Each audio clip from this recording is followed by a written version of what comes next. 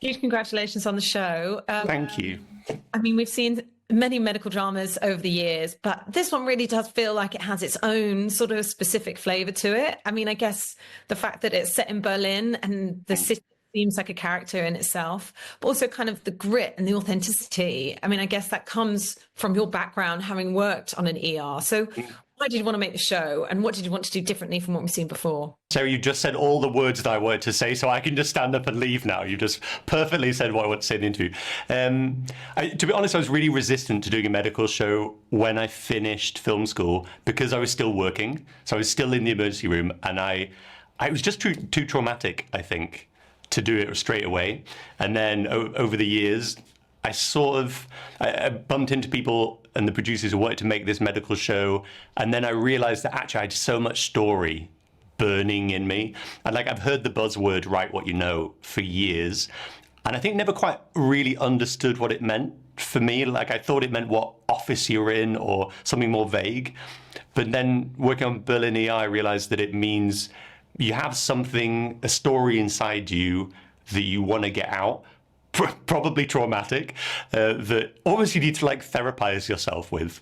And I think then the process of doing Berlin ER, I didn't realize it at the time, but I think it was a lot of the story I needed to tell about that job and that world.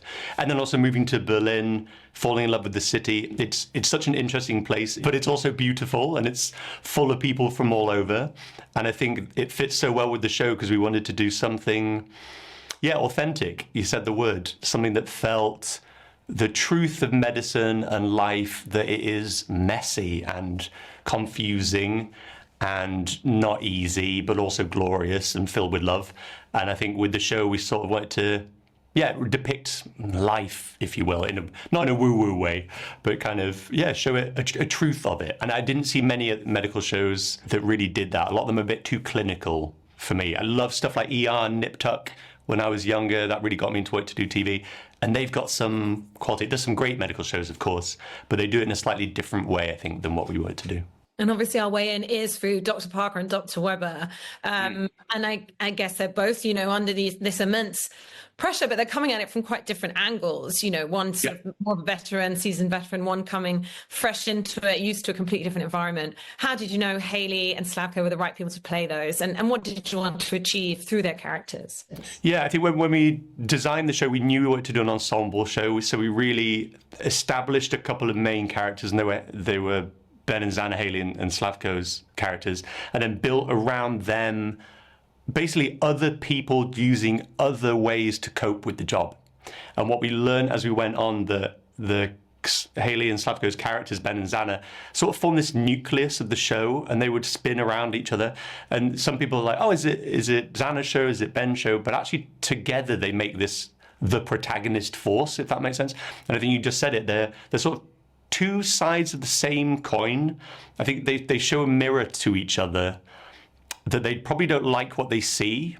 They both have their own coping mechanisms. Ben's is more obvious to us as the audience, but I think Zana has a real coping mechanism that is strength. She needs to look like she's in control and that she can manage all of these situations. And if she doesn't, I think it really affects her inside. So they're both performing in some ways, characters.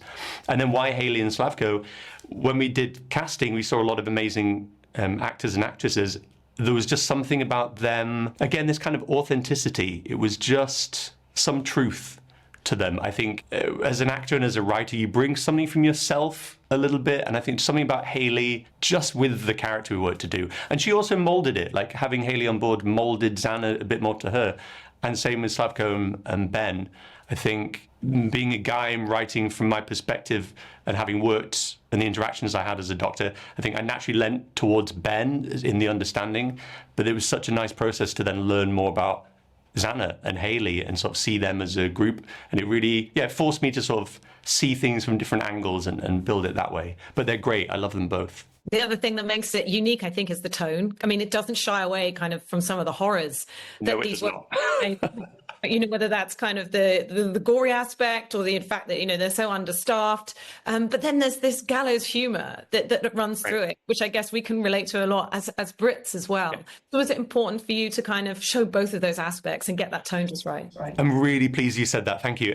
Yes, it was really important to me. Maybe one of the most important things, because the truth of the job was that it is all the horrible stuff you see on screen.